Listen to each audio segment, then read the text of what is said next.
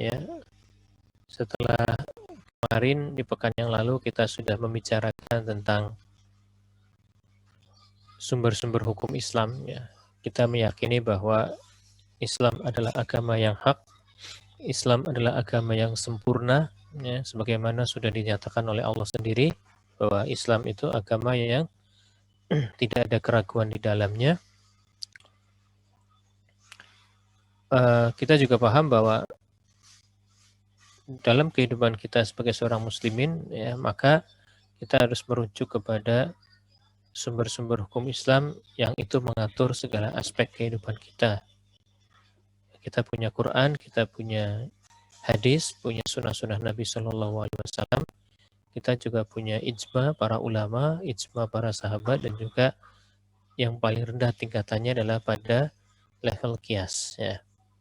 Nah, merujuk daripada sumber-sumber hukum Islam itu tadi, bahwa kita punya dalil, kita punya nas, kita punya wahyu, ya, maka dari situlah kita akan mendesain bagaimana sistem keuangan syariah kita, bagaimana sistem keuangan Islam kita.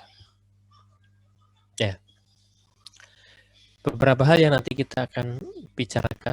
Yang pertama adalah berhubungan dengan masalah harta, ya, harta kekayaan.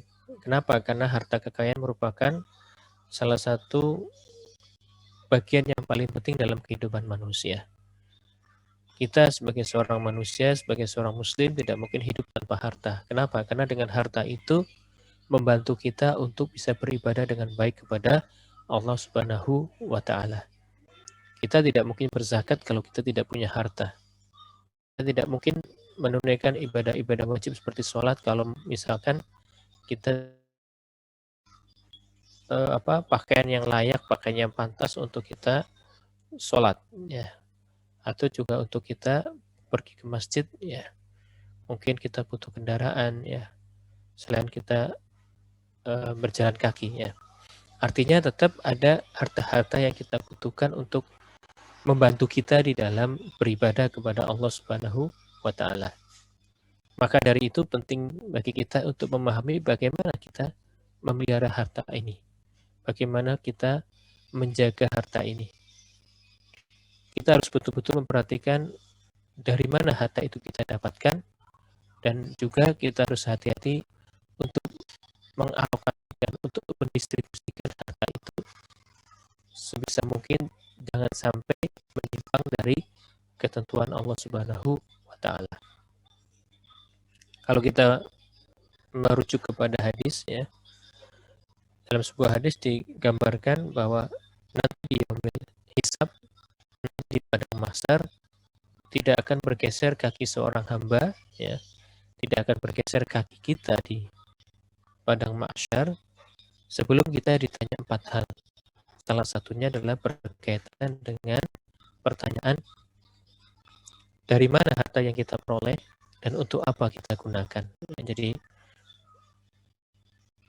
prinsipnya sama dengan apa yang nanti kita akan bicarakan, ya, bahwa seorang manusia, kaum muslimin itu harus betul-betul memperhatikan, ya, sumber-sumber pendapatannya, dan juga harus betul-betul hati-hati dan memperhatikan bagaimana dia mengalokasikan hartanya itu. Oke, di dalam konteks memelihara harta kekayaan ini, nanti kita akan melihat bagaimana poin yang berhubungan dengan anjuran bekerja atau berniaga. Nanti kita akan lihat, ya. Lalu yang kedua adalah konsep kepemilikan. Kemudian yang ketiga adalah berkaitan dengan penggunaan dan pendistribusian harta. Ya, ada beberapa poin yang harus kita perhatikan, bahwa kita dilarang boros, ya, tapi juga kita tidak boleh kikir, ya. Kemudian juga ada mekanisme untuk memberikan infak dan sedekah. Kemudian juga ada perintah juga untuk membayar zakat, kemudian juga ada pemberian pinjaman tanpa bunga, dan juga ada upaya untuk meringankan, ya, orang-orang yang berhutang. Kemudian berikutnya adalah bagaimana kita memperoleh harta. Jadi ini beberapa poin yang harus kita perhatikan ketika kita memelihara harta. Ya, oke, kita masuk ke poin yang pertama, yaitu anjuran untuk bekerja atau berniaga. Ya. Kalau kita perhatikan di dalam Quran dikatakan, ya terjemahnya adalah apabila telah ditunaikan sholat. Nah, coba Anda perhatikan poin ini. Ya. Ini poin yang penting yang harus kita ingat dan kita jalankan dengan sebaik-baiknya. Ya. Apabila telah ditunaikan sholat, maka bertebaranlah kamu di muka bumi. Nah, ini merupakan pedoman bagi kita bahwa sebelum kita bekerja, kita diperintahkan oleh Allah untuk apa? Sholat, ya, untuk beribadah kepada Allah Subhanahu wa taala.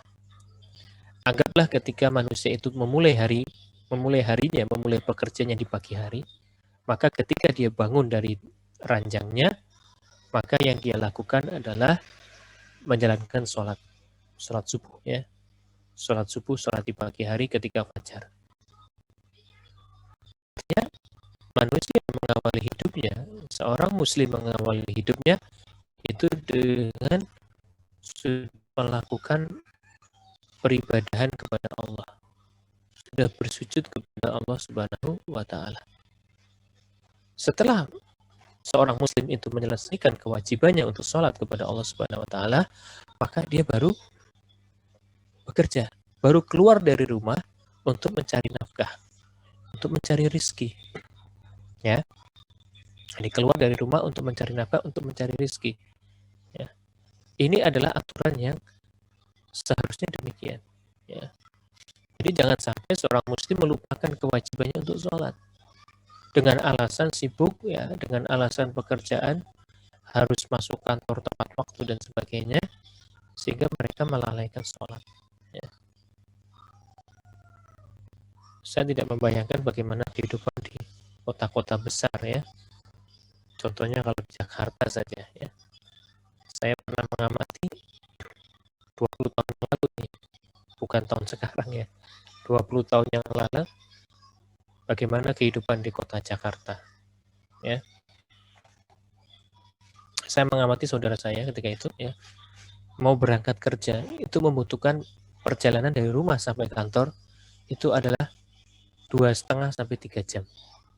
Bayangkan, jadi rumahnya di Depok itu, ya, tempat kerjanya di Jakarta, itu butuh waktu 2,5 sampai 3 jam, dan itu ditempuh dengan beberapa kendaraan.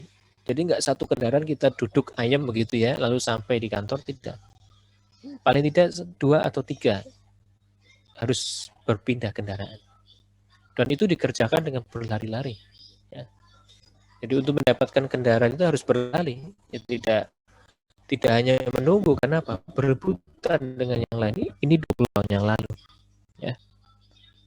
Lalu sholat subuhnya bagaimana, Pak? Ya karena ternyata saudara saya itu, ya, ketika berangkat kerja itu malah sebelum waktu azan subuh, karena untuk ngejar waktu itu tadi, untuk ngejar kendaraan yang kosong itu tadi, ya. Lalu subuhnya bagaimana, Pak? Subuhnya di jalan, ya. Jadi ketika melewati masjid baru subuh. Nah ini, Anda bisa bayangkan bagaimana tidak nyamannya kehidupan seperti itu, ya. Karena disibukkan dengan urusan pekerjaan, ya, urusan duniawi, gitu, ya.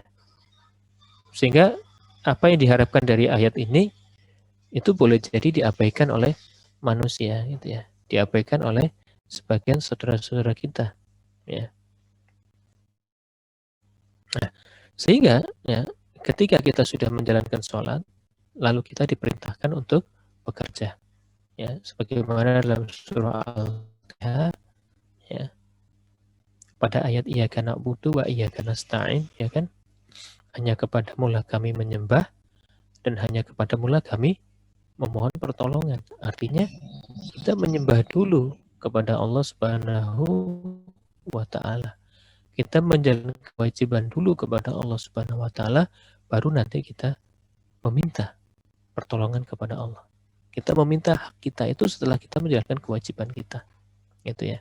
Sebagaimana dalam hadis dikatakan, ya, Allah menceritakan, ya, ataupun Rasulullah menyampaikan bagaimana gambaran seekor burung, ya, burung makhluk di luar manusia yang tidak punya akal, ya. Burung itu keluar dari sarangnya di pagi hari, dia bergerak, ya, keluar, terbang. Untuk apa? Untuk mencari makan. Makan untuk dirinya, juga makan untuk anak-anaknya. Ingat, burung aja bergerak keluar untuk mencari nafkah.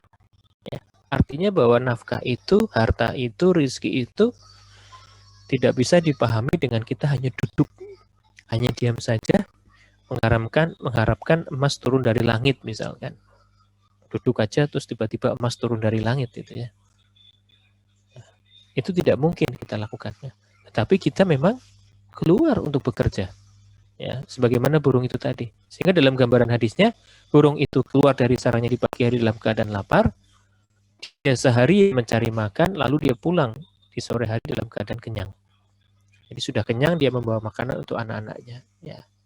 Inilah gambaran seekor burung.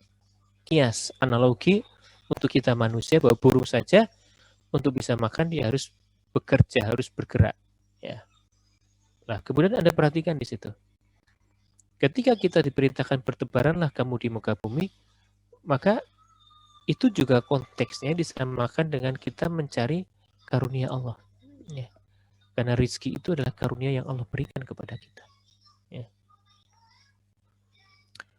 Sehingga ini juga konteksnya menjadi konteks ibadah juga. Sebagaimana pernah saya sampaikan di pekan yang lalu, ya, ibadah itu bukan hanya ibadah yang berhubungan dengan aktivitas ritual, ya, ibadah mahdoh, tapi juga ada ibadah muamalah. Ya. Jadi yang berhubungan dengan aktivitas non ibadah, non ritual, mohon maaf, itu juga masuknya pada konteks ibadah. Sehingga ketika seorang laki-laki dia mencari nafkah untuk keluarganya, untuk anak dan istrinya, lalu dia niatkan itu untuk ibadah, maka pekerjaan yang dia lakukan itu menjadi bernilai ibadah juga. Ya. Dia mencari ridhonya Allah, dia mencari pahala di sisi Allah, maka pekerjaan itu bernilai ibadah. Walaupun pekerjaan itu murni, ya, pekerjaan yang berhubungan dengan kegiatan duniawi, itu ya. Lalu di poin berikutnya, ya, Allah mengatakan dan ingatlah Allah banyak-banyak supaya kamu beruntung. Ya, ini juga bukan panduan, ya, panduan bagi kita, ya, bahwa ketika kita bekerja tidak boleh lepas dari zikrullah. Kita tidak boleh lepas dari mengingat Allah. Jadi jangan sampai pekerjaan itu saking kita khusyuknya dalam bekerja itu sampai kita melupakan Allah Subhanahu wa taala. Ya. Kenapa? Karena bahaya ketika orang bekerja tidak mengingat Allah. Ini terjadi kita kira-kira ketika orang bekerja tidak mengingat Allah. Jadi dia akan terjerumus ke dalam tindakan-tindakan yang melanggar hukum. Ya. Boleh jadi terbersih dalam hatinya untuk korupsi. Ya, terbersih dalam hatinya untuk berbuat dolim kepada orang lain dengan mengambil hartanya secara batil misalkan. Nah ini. Itu kenapa? Karena memang tidak ada, ya, tidak ada sentuhan-sentuhan keimanan. Ya. Tidak ada upaya-upaya tadi untuk selalu mengingat Allah itu ya. Oke. Kemudian berikutnya, ya. Ada seorang sahabat, ya, bertanya kepada Rasulullah Shallallahu Alaihi Wasallam, ya Rasul, pekerjaan apakah yang paling baik? Nah, coba Anda perhatikan ini. Rasul ditanya, pekerjaan apa paling baik? Ya. Maka Rasul menjawab, pekerjaan orang dengan tangannya sendiri. Ya. Ini menunjukkan kembali kepada kita bahwa orang yang bekerja membanting tulang dari pagi sampai sore, sampai malam bahkan, ya mungkin karena kebutuhannya gitu ya. Tapi dia lakukan dengan ikhlas, mengharapkan ridhonya Allah Subhanahu wa taala, itu dianggap pekerjaan yang paling baik. Sungguh pun dia harus bekerja yang menurut kita, ya, pekerjaan yang ringan, pekerjaan yang sepele, tapi dia bekerja. Ya. Dia tidak perlu meminta-minta kepada orang lain. Ya. Tidak perlu mengadakan tangannya kepada orang lain untuk meminta. Ya, itu. Kemudian ditambahkan juga oleh Rasulullah bahwa jual beli yang mabrur. Nah, jadi Rasulullah menyampaikan ada satu pekerjaan yang itu harus dilakukan dengan dia sendiri, tangannya sendiri, tetapi juga jenis pekerjaannya, yaitu jual beli yang mabrur. Jadi adik-adik sekalian, ini merupakan poin penting bahwa ternyata pekerjaan yang mendatangkan keberkahan, ya, salah satu pekerjaan yang paling banyak mendatangkan rezeki, ya, paling banyak mendatangkan harta itu adalah jual beli, perdagangan. Ya. Makanya ya, cita-citalah kalian menjadi seorang pengusaha, ya, seorang pedagang, seorang entrepreneur. Ya. Jadi jangan suka dengan hanya cukup bekerja dengan orang lain. Tapi sebisa mungkin, misal kayak Mbak Putri, kayak Mbak Cika itu, Anda punya usaha, ya. Anda punya usaha sehingga bisa membantu orang lain bekerja kepada Anda, gitu ya. Nah, itu harapannya adalah demikian. Ya. Kemudian, nah, selanjutnya, ya, sesungguhnya Allah suka ketika dia melihat, kalau melihat hambanya yang berusaha mencari barang dengan cara yang halal. Ya, jadi kehalalan rezeki itu harus kita upayakan dengan semaksimal mungkin, ya. Walaupun kita harus bekerja keras, ya. Kenapa? Karena Allah menyukai orang-orang yang bekerja keras untuk mendapatkan rezeki yang halal. Nah, tadi sudah saya sampaikan di poin berikutnya, orang-orang yang meminta-minta padahal dia tidak begitu membutuhkan, samanya dengan orang yang memungut bara api. Jadi orang meminta padahal tubuhnya kuat, usianya masih muda, dia mampu untuk bekerja dengan sungguh-sungguh, ternyata dia tidak lakukan. Tetapi yang dilakukan adalah meminta. Nah, apakah meminta tidak boleh? Ya, meminta itu boleh ketika dia kondisinya memang terdesak. Ya, misal orang yang baru terkena bencana, sehingga dia harus kehilangan hartanya. Ya. Maka orang-orang seperti ini layak untuk dibantu dan dia boleh meminta. Ya, oke. Mungkin ada pertanyaan?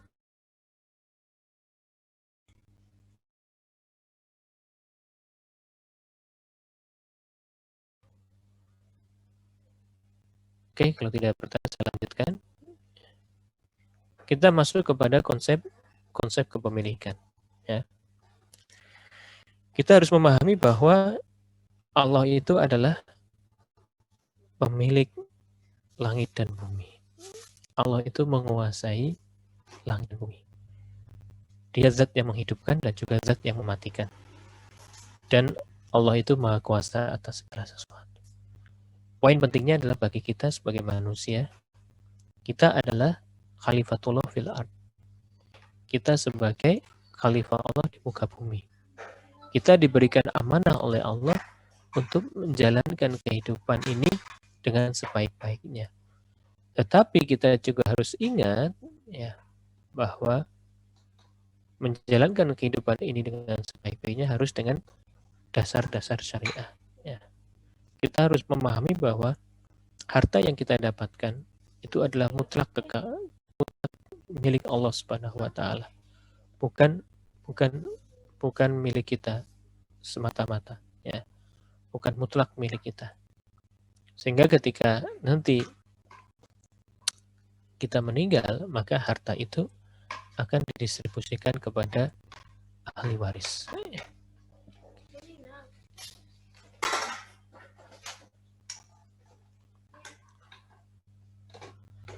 Terus bagaimana kita menggunakan harta? Ya.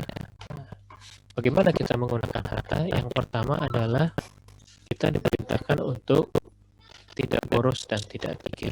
Ya. Anda perhatikan, ya. Titik tekannya adalah jalan pertengahan. Ya. Jalan pertengahan. Ya. Jadi seorang muslim itu ternyata dia ditekankan untuk mengikuti jalan pertengahan. Coba Anda perhatikan, ya, dalam ayat ini dikatakan, dan janganlah engkau jadikan tanganmu terbelenggu pada lehermu, dan jangan pula engkau terlalu mengulurkannya, ya, atau sangat murah begitu, ya. Jadi terbelenggu itu kan maknanya berpikir, ya. Sementara terlalu mengulurkan tangan itu maknanya adalah apa? Sangat boros, ya. Jadi sangat poros tidak boleh, sangat kikir juga tidak boleh. Kenapa? Karena menjadikan kita menjadi orang yang tercela dan itu menyesal. Ketika kita diperintahkan untuk tidak poros dan tidak kikir, ya, tetapi kita juga didorong oleh Allah untuk apa? Mengeluarkan harta kita di jalan Allah dengan cara apa? Memberikan infak dan sedekah. Ya. Bagaimana gambaran dalam surah Al-Baqarah dikatakan perumpamaan orang yang menginfakkan hartanya di jalan Allah itu seperti sebutir biji yang menumbuhkan 7 tangkai. Ya. Seperti sebutir biji yang menumbuhkan 7 tangkai. Artinya kalau kita lihat, ya, berarti berapa kali lipat? 7 tangkai. Setiap tangkai ada, mohon maaf, sebutir biji ada 7 tangkai. Setiap tangkai ada 100 biji. Berarti ada berapa kali lipat?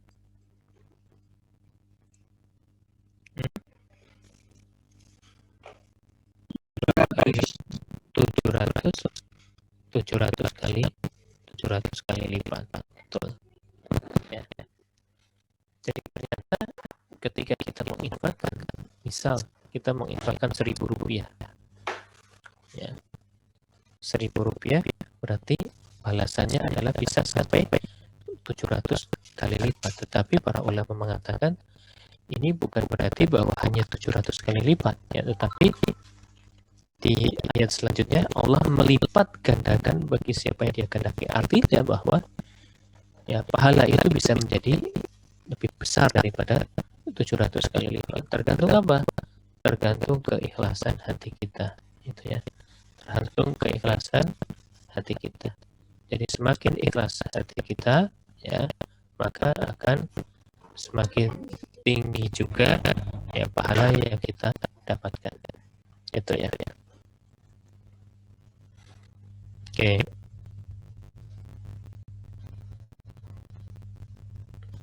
Oke. Saya masuk kepada membayar zakat, ya. Jadi bagaimana kita menggunakan harta ini, ya. Kalau tadi ada istilah infak dan sedekah, ya. Ada istilah infak dan sedekah, ya. Sementara ada istilah zakat, ya. Anda tahu bedanya zakat, infak, sedekah? Ada yang tahu?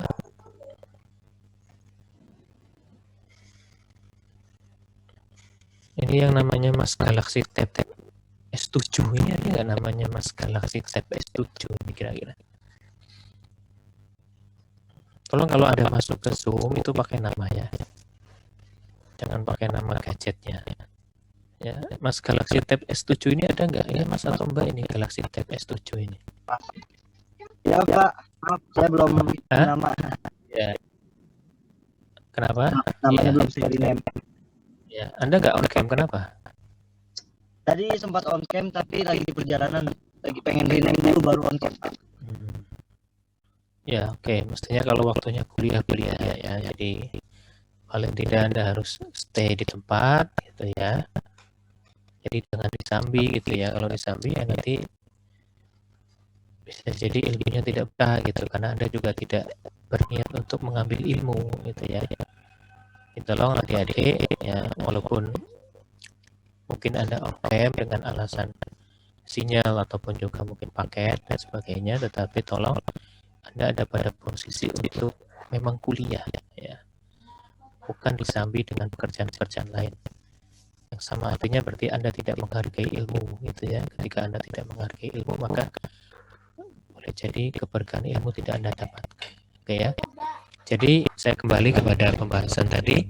Apa sih bedanya zakat, infak dengan sedekah? Ya. Jawab, ya, Mbak Devi, silakan Mbak Devi. Infak atau sedekah itu mungkin seikhlasnya kita. Kalau zakat itu wajib dibayar gitu Pak. Ya, oke. Nah, itu dilihat dari anunya ya, hukum, dalam artian bahwa betul yang dikatakan kalau zakat itu memang sifatnya wajib, ya, ketika orang itu sudah berkemampuan, artinya sudah memenuhi batasan nisab ya dan batasan haul. Nisabnya berapa? 85 gram emas. Haulnya berapa? 1 tahun. Ketika orang sudah kena batasan itu, maka dia ya diwajibkan untuk berzakat mal, ya zakat harta. Atau bisa juga zakat fitrah, ya itu melekat kepada setiap individu yang mampu, ya tidak bicara tentang harta tapi berlaku kepada jiwa ya. Tetapi secara umum bahwa sedekah itu sifatnya lebih luas daripada zakat dan infak ya. Kenapa dikatakan lebih luas? Karena sedekah itu bisa sifatnya materi dan bisa sifatnya non materi. Contohnya apa Pak? Sedekah non materi. Anda masih ingat sebuah hadis yang mengatakan senyummu kepada saudaramu adalah sedekah, ya kan? Artinya kita bisa bersedekah dengan apa? Senyuman, gitu ya. Ya. Makanya kalau ketemu saudaranya banyak senyum, ya, karena itu bagian daripada sedekah. Nah, tapi jangan sampai nanti ketika Anda pergi ke masjid, ketemu dengan takmir, lalu takmirnya nyodori kotak infak, ya. Lalu Anda mengatakan, atau Anda tidak mengatakan apa-apa, hanya senyum aja gitu. Ya. Disodori kotak infak, Anda senyum gitu ya. Lalu ditanya kenapa Anda senyum gitu ya. Ya karena sama berinfak senyuman itu ya. Karena berinfak senyuman itu tidak ada ya. Jadi kalau disodori kotak infak ya pasti Anda harus memberikan harta gitu kan. Nah, ya, dan biasanya uang. Berarti kalau infak itu sifatnya hanya materi saja ya. Jadi tidak ada infak senyuman ya. Sedekah itu senyuman boleh karena sifatnya non materi juga, tapi kalau infak itu sifatnya materi. Zakat kan materi atau non materi? Materi ya, karena tidak ada zakat senyuman juga gitu kan. Nah, sehingga dalam hal ini sedekah itu sifatnya lebih luas atau mencakup zakat dan infak. Artinya dalam sedekah itu ada juga sedekah sunnah seperti infak itu tadi, ada juga sedekah wajib seperti halnya zakat itu tadi. Ya. Tetapi sedekah itu mencakup juga yang sifatnya materi dan juga non materi. Ya. Jadi lebih luas daripada zakat dan infak. Oke, itu yang tadi saya katakan. Kita perlu tahu ya apa sih bedanya antara sedekah, zakat dan infak. Oleh karena itu, ya, di dalam Quran ya, ada sebuah ayat yang sering dibacakan ketika biasanya kalau imam sholat Jumat gitu ya, sering dibaca ya. Bagaimana digambarkan ketika seseorang ya, ketika dia sudah di akhirat begitu ya, lalu dia minta dikembalikan lagi ke dunia ya, minta kepada Allah, ya Allah kembalikan saya ke dunia gitu kan. Untuk apa? Untuk bisa bersedekah ya kan. Tapi kan tidak mungkin dikembalikan lagi. Kenapa dulu ketika hidup kamu tidak bersedekah, giliran ketika sudah meninggal kamu meminta untuk bisa dikembalikan lagi supaya bisa bersedekah? Maka itu tidak mungkin dilakukan ya. Itulah sifat manusia, tapi itulah sebenarnya gambaran yang akan terjadi ya. Makanya dalam Quran itu menjadi pelajaran buat kita, jangan sampai kita akan mengulang cerita orang-orang yang tadi itu yang digambarkan dalam Quran ketika dia merasa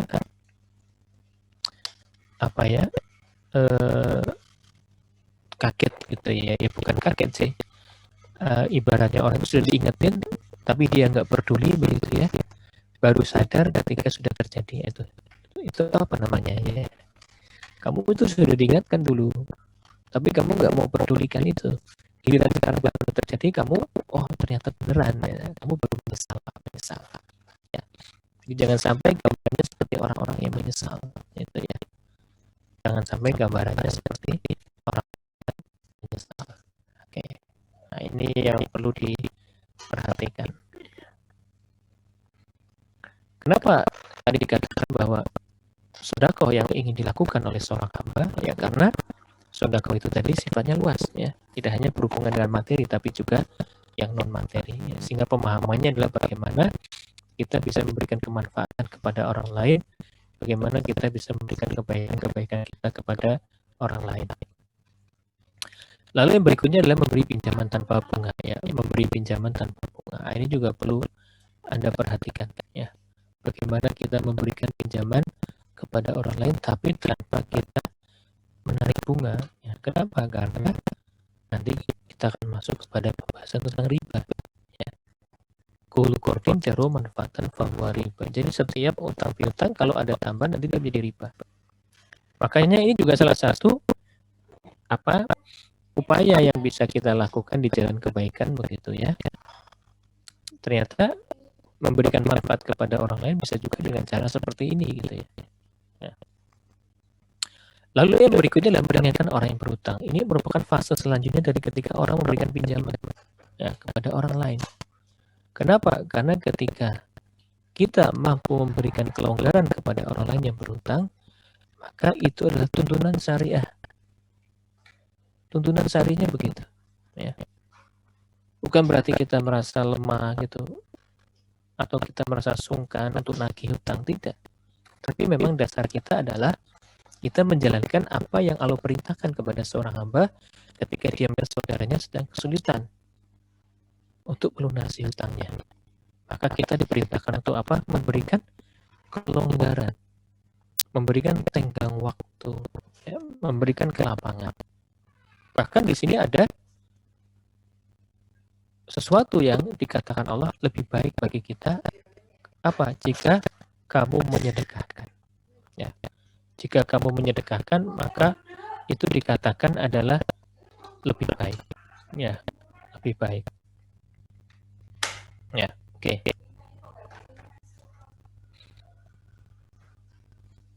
Nah, sekarang kita masuk kepada pembahasan tentang memperoleh harta, ya. Poin pentingnya adalah harta dikatakan halalan dan thayyiban atau halal dan baik itu apabila niatnya benar, ya. Jadi innamal a'malu binniyat ini memang benar-benar harus kita tata dengan baik, ya. Apa tujuan kita keluar dari rumah kemudian kita bekerja? Tujuannya adalah kita mendapatkan rezeki yang halal, mendapatkan dan bermanfaat keluarga, untuk istri kita misalnya. Berarti niatnya benar, tujuannya juga benar, tetapi juga harus diingat bahwa cara atau bagaimana kita bekerja, ya, itu juga harus dengan cara-cara yang dibenarkan, harus dengan cara-cara yang tidak melanggar syariat yang sudah Allah tentukan, ya. Nah, inilah yang dikatakan sebagai rambu-rambu yang sudah sesuai dengan Quran dan Sunnah, ya. Jadi diperoleh dengan cara yang baik, ya, tujuannya baik, niatnya juga baik, ya.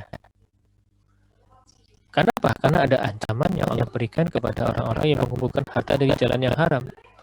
Apalagi, ya, dengan alasan bahwa walaupun saya mendapatkan harta yang haram, tetap bisa saya bersihkan dengan cara saya bersedekah. Itu malah justru akan mendapatkan dosa, ya. Sebagai hadis dikatakan, barang siapa mengumpulkan harta dari jalan yang haram lalu dia menyedekahkannya, maka dia tidak mendapatkan pahala, bahkan mendapatkan dosa. Jadi bukan pahala yang didapatkan, bukan harapan hartanya menjadi bersih, begitu ya, tetapi justru yang dia dapatkan adalah dosa, ya. Yang dia dapatkan adalah dosa. Di sini katakan sesuatu yang haram tetaplah haram bagaimanapun baiknya niat pelakunya, mulia tujuannya, dan tepat sasarannya, ya. Oke, ini adalah bagaimana kita memperoleh harta, dan tadi sebelumnya juga bagaimana kita menggunakan harta. Jadi intinya adalah ketika kita mendapatkan harta dengan cara yang halal, itu harus ditunjang oleh niat yang benar. Maka ketika harta itu sudah kita dapatkan, maka kita juga harus gunakan di jalan yang benar.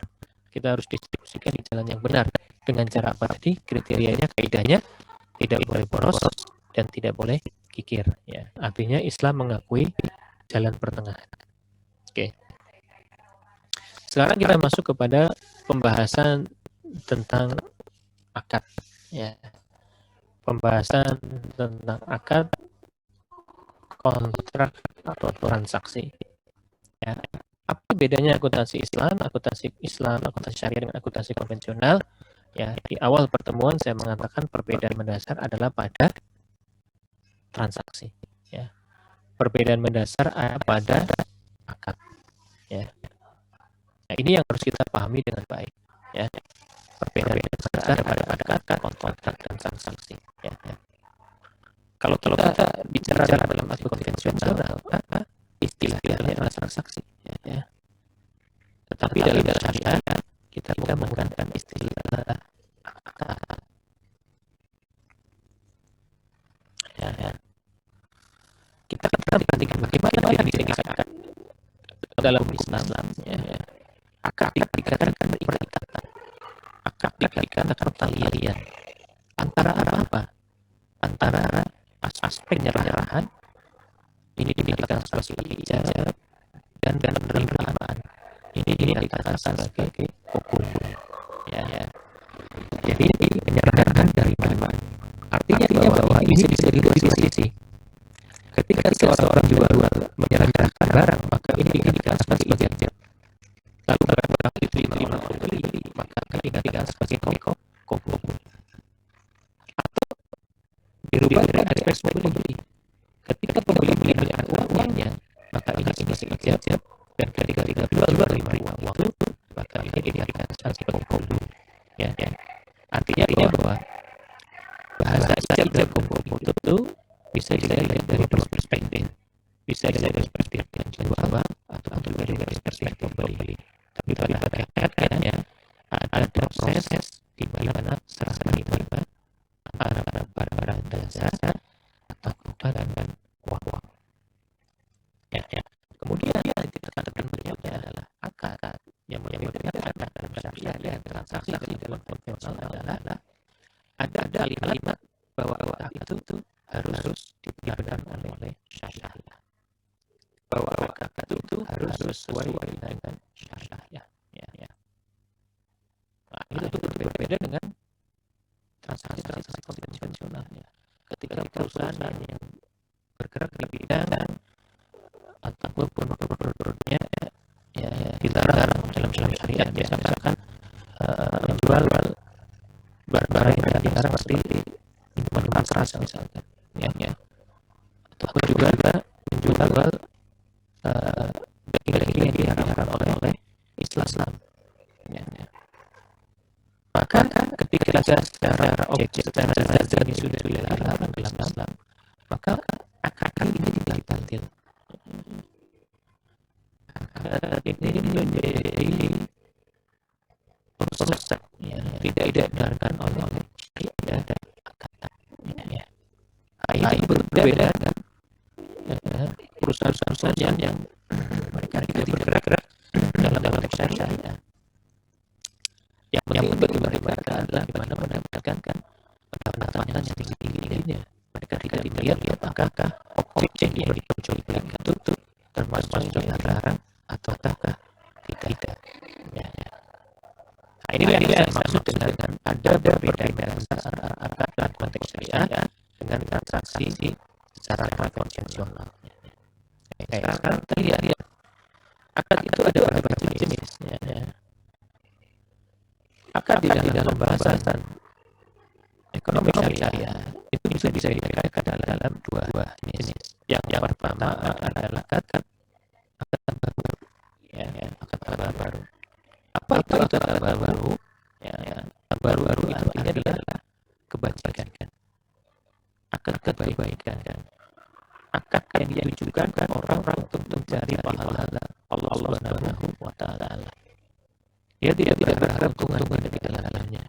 Maka dengan bahasa lain, akad baru adalah akad yang non profit oriented. Ya.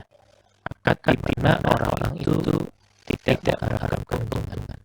Contohnya apa? Contohnya adalah akad korkor. Ya. Apa itu akad korkor? Akad korkor itu adalah akad tentang. Ya.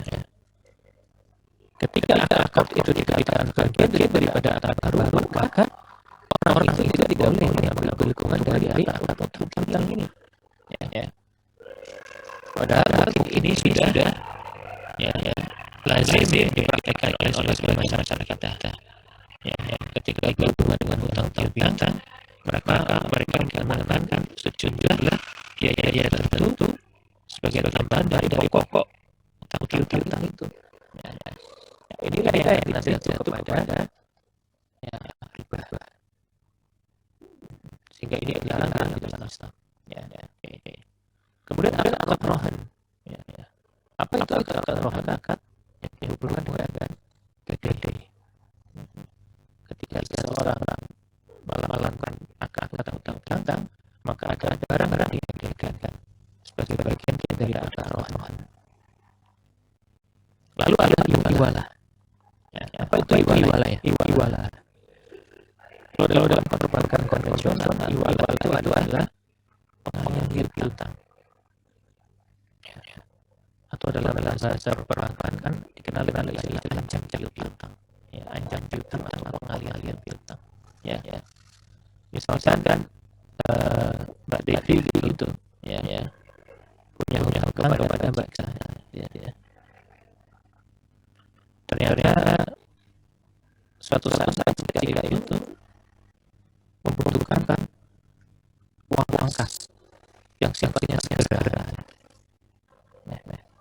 Sementara tidak mungkin kepada Mbak Devi karena belum punya DP mumpung ya. Maka Mbak bisa meminta tolong kepada orang lain, misalkan kepada Mas Muhammad ini, ya, Mas Muhammad ini misalkan Mas Muhammad saya tolong ya bisa enggak mengalihkan piutang saya pada Mbak Devi itu kepada Anda. Jadi nanti Mas Muhammad itu yang memberikan pertolongan dalam bentuk bantuan uang cash. Dialihkan piutangnya itu. Sehingga nanti urusannya saya balik dengan majikan enggak. Urusannya sudah beralih pada Mas Muhammad ini. Ini adalah sebagai iwalah ya. Pengalihan hawalah.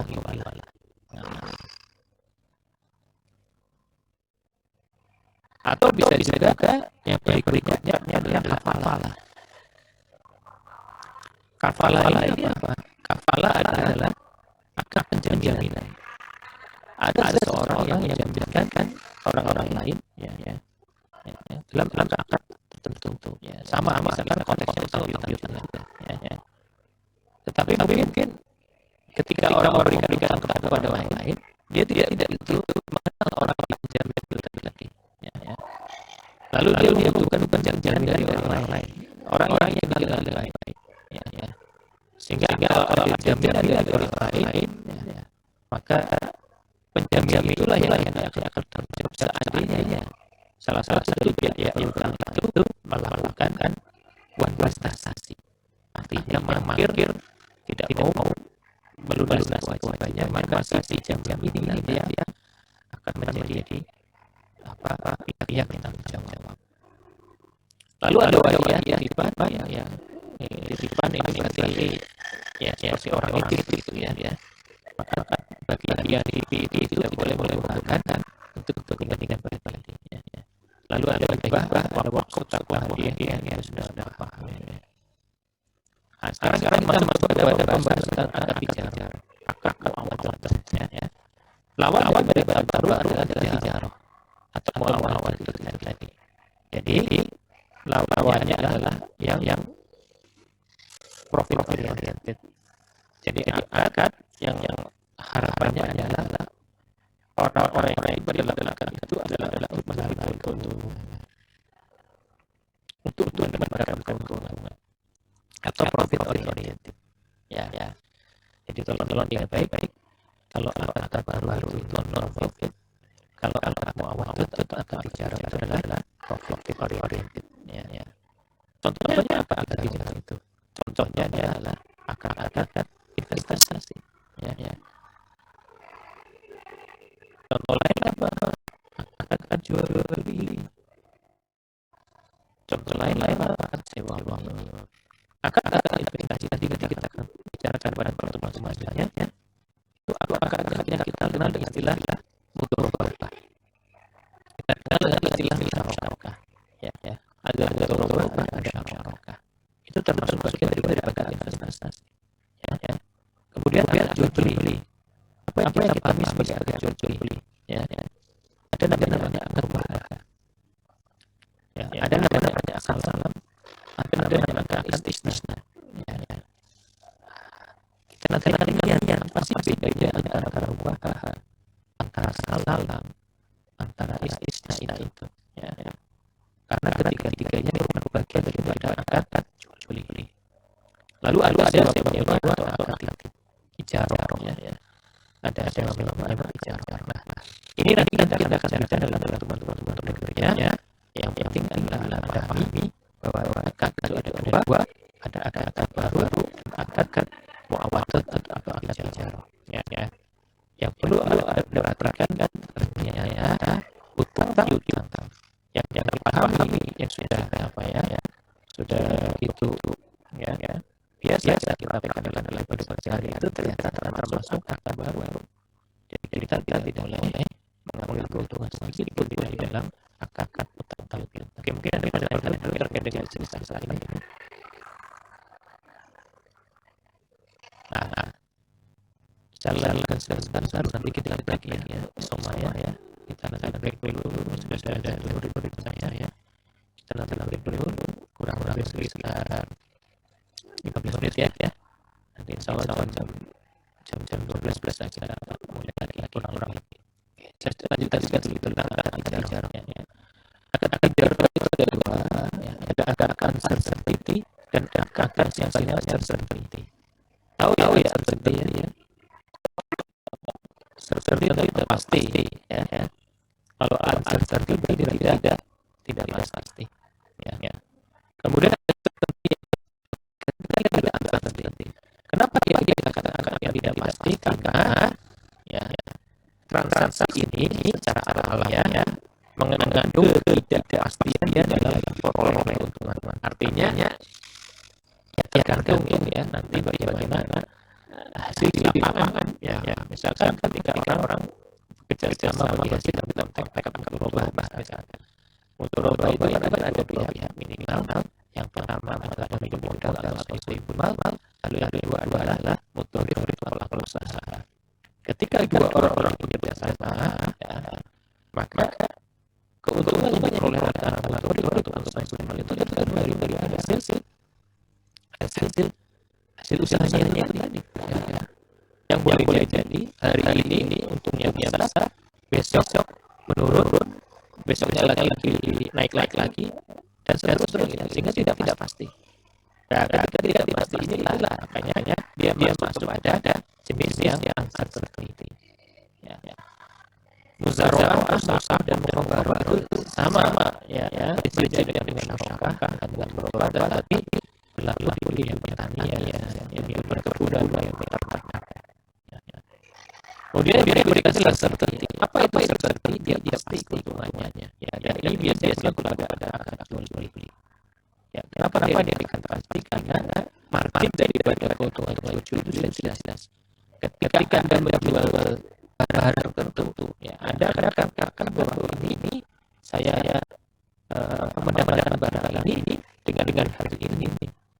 Kemudian saya jual kepada Anda dengan harga segini ini, sehingga malamnya adalah segini ini, misal Anda mendapatkan barang dari layar Rp1.000, ya, harga Rp1.000, lalu Anda jual kepada orang lain dengan Rp1.500, ya. Anda katakan itu, ya, ini Rp1.000, saya harganya, ya, Rp1.500 saya jual kepada Anda, maka selisihnya yang 500 itu adalah namanya, ya, keuntungan atau margin, ya. Tapi keuntungan ini hanya pasti dalam hal kejelasan harganya, ya. Maka yang saya